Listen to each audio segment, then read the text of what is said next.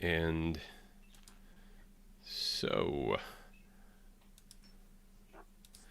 I want to welcome everyone to the main presentation of this meeting, both here and on the live stream that we have going via YouTube. The live stream is a good preview of a vidwheel creator meetup, but if you want to get the full experience, join us at our next meeting. That's coming up on December 2nd at 8 p.m. Eastern. We'll be kicking off our December theme of video sales with a presentation by Lacey Simmons called Copywriting Your Video Offer Without Selling. The event info for that will be published on the vidwheel company page on LinkedIn under the events tab, and you can find it in the description of this live stream. Okay, so let's get to it. It's video podcast month currently, and we are discussing podcasting, specifically video podcasting, with experts in the field. And as I've mentioned before, podcasts are a great way, in my opinion, that small businesses can easily create highly valuable content. All you really have to do to make one is talk to someone smarter than you and record it. And boom, you've got a podcast. Obviously, you can go a lot deeper than that, and you can do a lot better. But that's the MVP there. But are these podcasts, are they one and done? Or can the content remain useful and be stretched by the creator? To learn the answer to that question and much more, we're going to talk to the co-founder of AuthentIQ Marketing, Grant Taleck. Grant, thank you very much for taking the time to speak. Are you ready? Yeah, thanks, Neil. All And right. before I start, I gotta find my glasses. I probably should have done this before, but can't really see very well. Wish you guys were here with me to help me find them, maybe. If can borrow it. Yeah. Sometimes they're on here. Oh wait. Oh shoot. They were right on my shirt. Believe it or not, that happens. I was hoping you guys would maybe catch on to that. I'm not sure if anyone noticed, but I was looking kind of like a dummy. Nonetheless, that's kind of the whole rigged like part of my start of my presentation. These aren't even my glasses, actually. I don't need glasses. These are my girlfriend's glasses, but they were easy for you to find, but not very easy for me to find. And that kind of goes into my like number one rule when it comes to content marketing. I'm going to go ahead and share my screen and show you all kind of what I mean by this. So let's see. Can everyone see my screen? Good. Okay. All right. Yes. Okay. So, and that is the idea that what's easy or obvious to you is not easy or obvious to others. I think all too often as content creators, we can get in our heads about like, what should I be sharing? Or maybe even thinking like, is there something that I have that's actually of value to share with the world? And always, if you're feeling like that, which I know I feel like this fairly often, actually, sometimes, think about this. What's easy or obvious to you is not easy or obvious to others. So yeah, kind of illustrated by, hey, have you seen my glasses? I had no idea where they were. They were right on my shirt, right? It took an outside perspective to come in and say, show me what's right in front of my face. So if you're ever feeling stuck, again, I just want to make sure you all restart with the basic concepts that come easy to you. And remember that the things that are easy for you, like whether it's your language or whether it's like marketing strategy, for instance, like someone can tell me their business idea and immediately I'll start coming up with random marketing strategies. Like it kind of just comes natural to me and it's fun. Sometimes I feel that makes it not valuable or something that's like, maybe it's also easy for them. But I think what I've had to come to realize is that just because something's easy for me, it's not always easy for others. So that's like kind of just like a big overarching like philosophical thing that I think, and that I really want to drill down when it comes to all types of content creation, not just video podcasting. But I want to debate a little bit between you all about this topic of long form content versus short form content. Long form content being like 10 to 60 minute plus interviews or live streams or a webinar just like this, versus like quick hit short videos such as like TikTok or Instagram Reels. Can some people pipe up right now actually and give me their opinion of what's better or what's worse, or if there is one that's superior? Curious to hear your thoughts. Depends on your target market some of the time. Can you give me an example of like of that? Like what would be a target market you think would be good for long form or short form? If it's a philosophy podcast and it's something historical, you might want long form. But if you're selling a beauty product, you probably want something exciting in short form and shows what it does real quick. I like those ideas. Anyone else with some opinions on this? I'll say to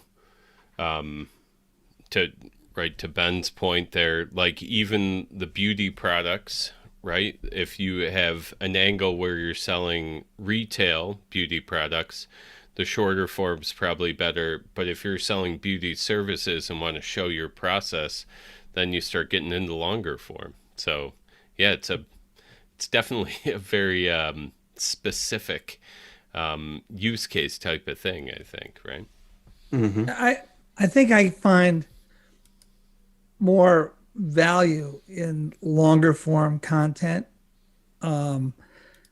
It's harder to consume more of that. You can consume a lot of short form, but in terms of takeaway, I think consistently I find more value in the long form content.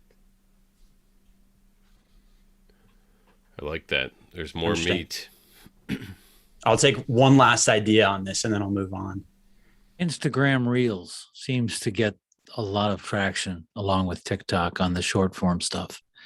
It doesn't even matter what I do. I do Instagram Reels for clients.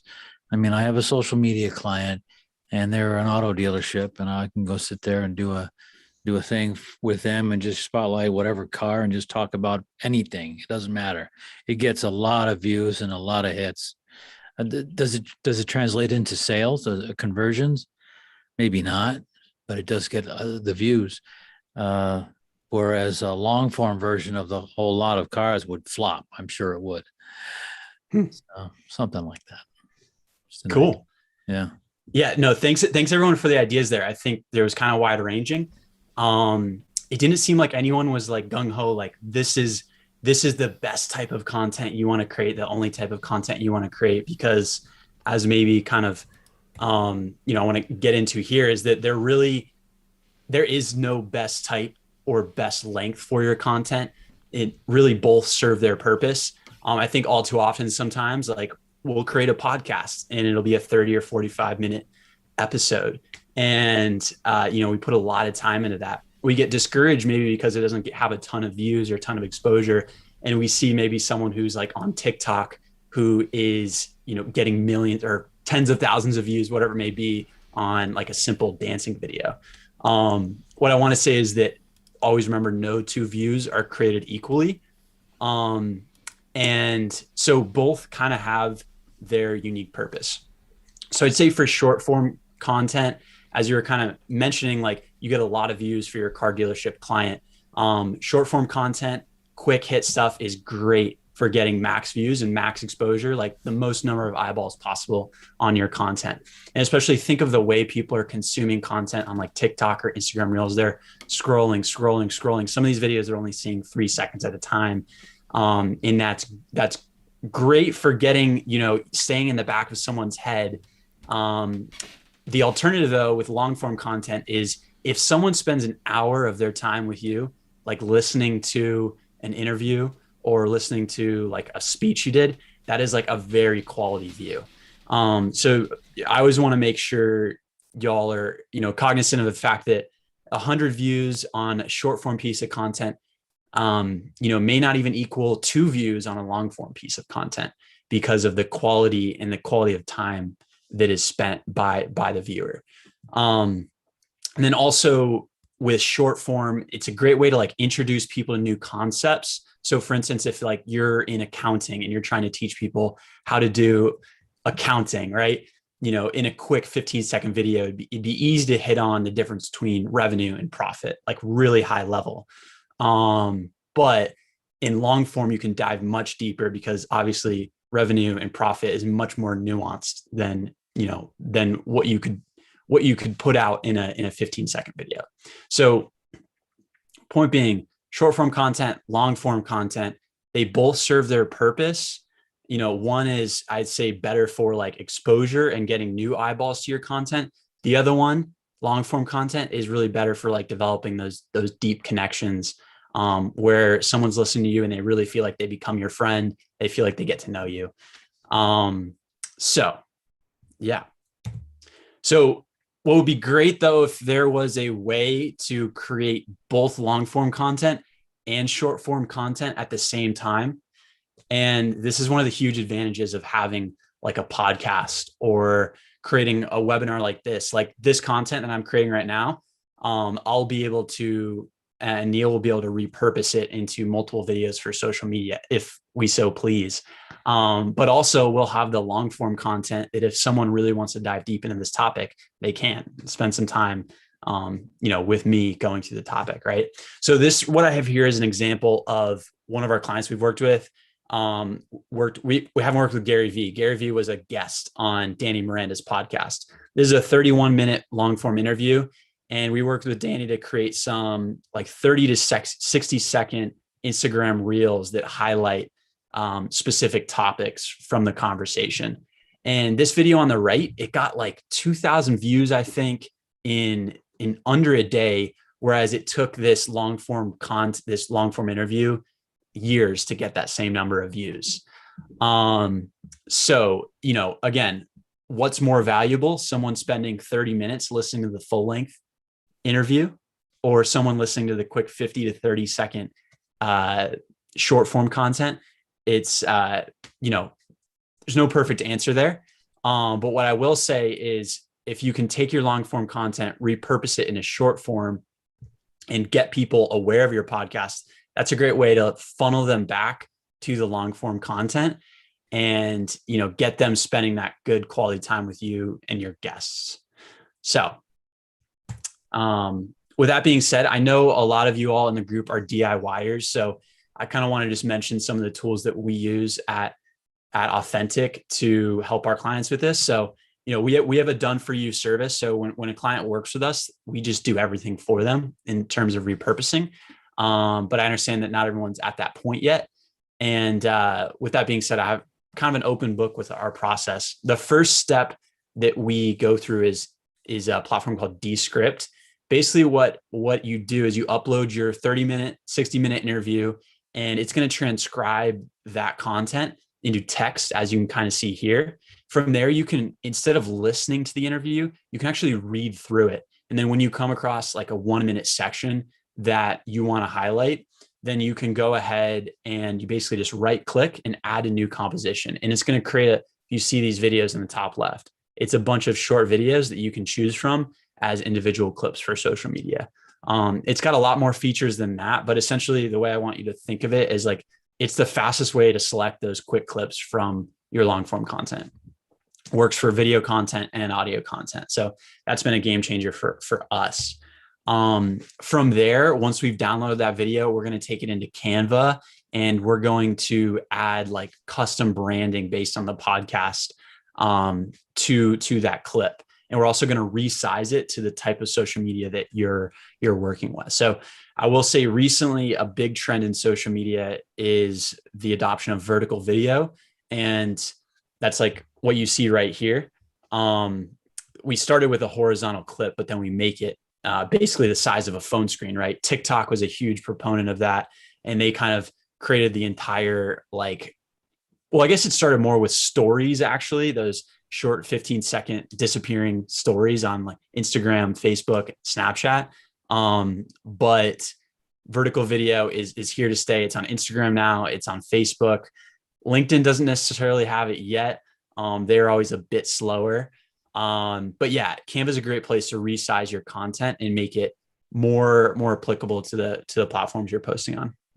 And if you want to add subtitles to these videos, which is really important, you want to make your videos accessible to someone who may not be able to hear them, or for a lot of people, they just don't scroll their social media feeds with the sound on, or maybe they're at an office or in quiet setting. So, and actually, like a platform like LinkedIn, the default is to have the sound off, and then once you start listening to the video, you can turn the sound on. You want to have some subtitles on there to create some more engagement. So yeah, those are the quick 3 platforms we use. Descript for clipping the content, Canva for adding graphics, and then Vid for adding subtitles. And I also wanted to let you all know about something that we're kind of working on recently that we're excited about. And it's something that some of the best podcasters are doing out there. Would definitely recommend you thinking about it. So if you are familiar with Joe Rogan, a big name in the podcasting space, we don't work with Joe Rogan yet. But he basically has a YouTube strategy that is focused on creating short clips. Like these right here that you see are about 6 to 8 minutes. And they're focused on a specific topic. So for example, what China's crackdown on algorithm means for the US, or the social dilemmas, Trisha and Harris on technology moving faster, yada, yada. So these are pulled from the long form interviews that he does, like 3-hour long interviews. They're just really in depth. He also has a $100 million contract with Spotify and only posts the long form content to Spotify. But what they do know is that YouTube is still the world's 2nd largest search engine. And it's a great way to get eyeballs on your long form content. So they've kept this strategy ever since moving to Spotify of posting these like topic clips.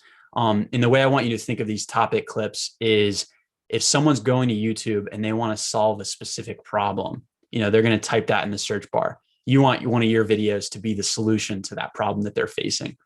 So you can look at your 30 to 60 minute long form episodes, pull out those also 5-minute clips, post them to YouTube, and make the title and the description very SEO focused so that people will find you through the search bar, essentially.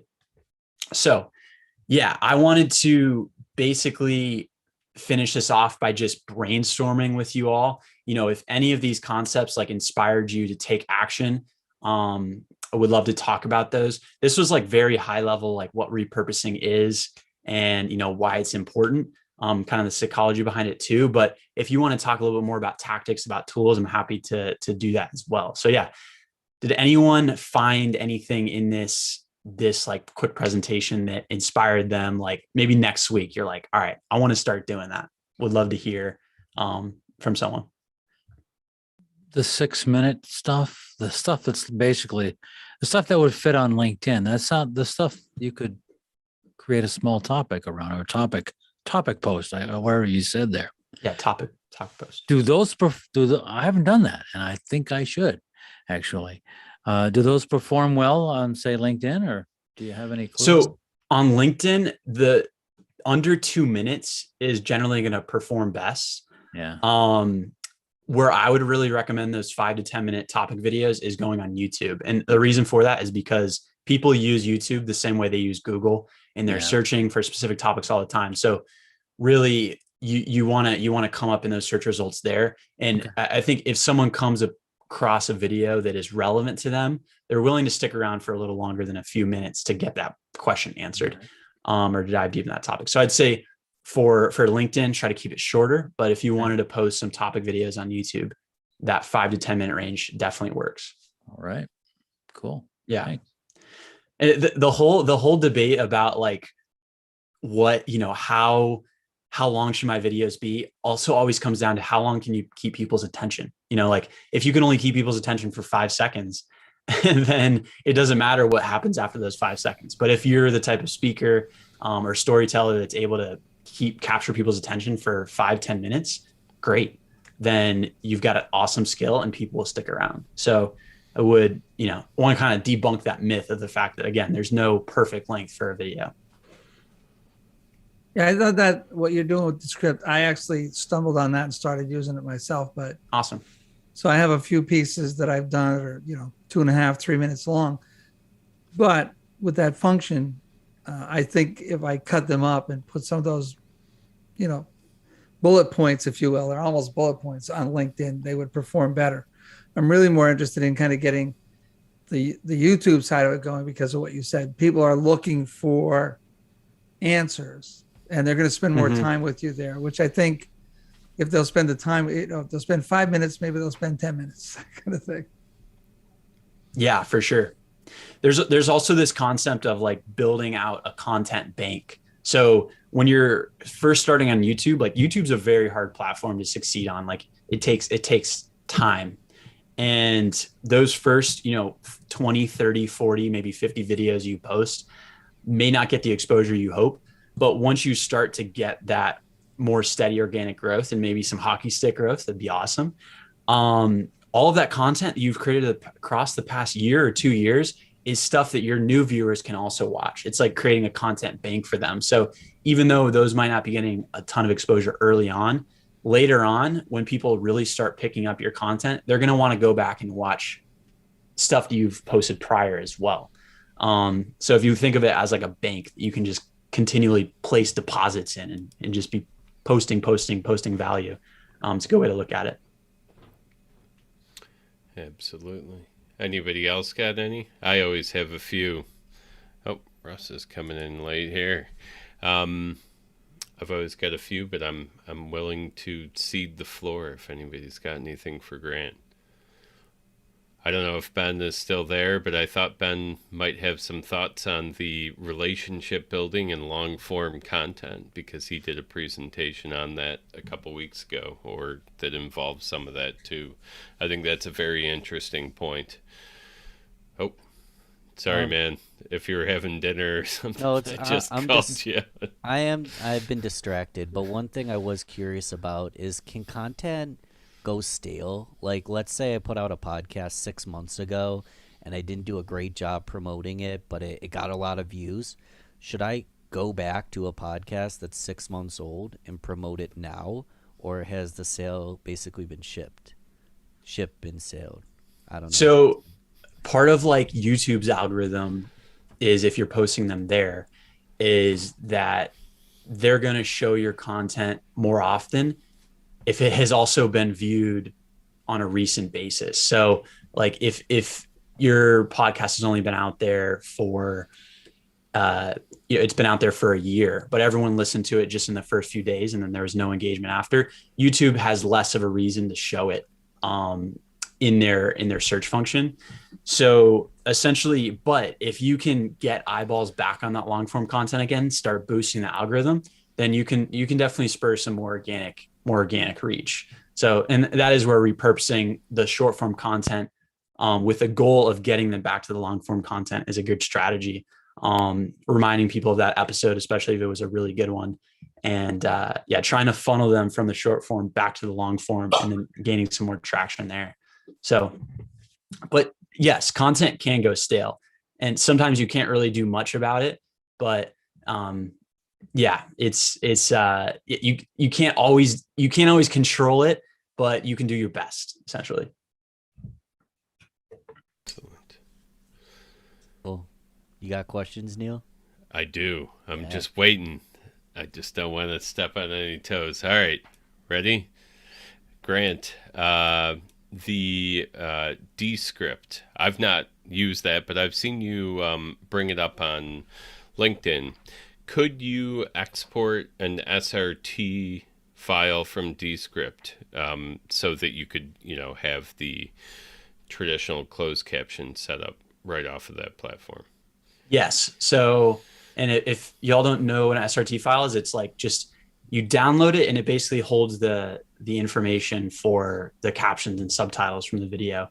When you're exporting in Descript, instead of choosing MP4, video, you just choose SRT, and then you're going to get the SRT file, and you can upload that to LinkedIn, or you can upload that to really wherever, pretty much.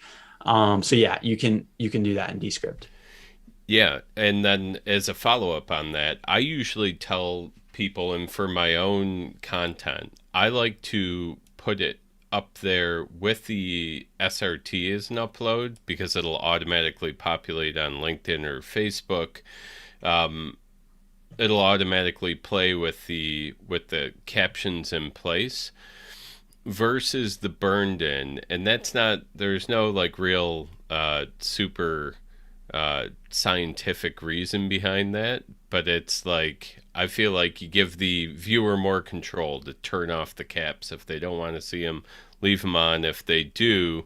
And I know the burned in caps are really popular, so I don't know, do you have any thoughts on that? Or Yeah, it's definitely applicable on LinkedIn, because on LinkedIn, if you watch a video, they have the time ticker bar pop up right at the bottom, and it chops off the bottom like 10% of the video. So a lot of the time, if you have burned in captions, those captions will get hidden, which is really frustrating. So the solution to that is either to put the burned in captions a little bit higher, or to just add the SRT file directly to LinkedIn. I think style wise, burned in captions, where it's integrated into the actual video itself, look better if you can do it right. But like on LinkedIn specifically, like you said, it can be a little bit more customizable from the viewer's perspective. What I would say is just think about the platforms you're posting on and make sure the design fits for that. If you're going to do burned in captions. And burned in captions definitely look better as far as if you're trying to stay cohesive with your brand. You don't have as much control if you're just uploading the SRT file. So.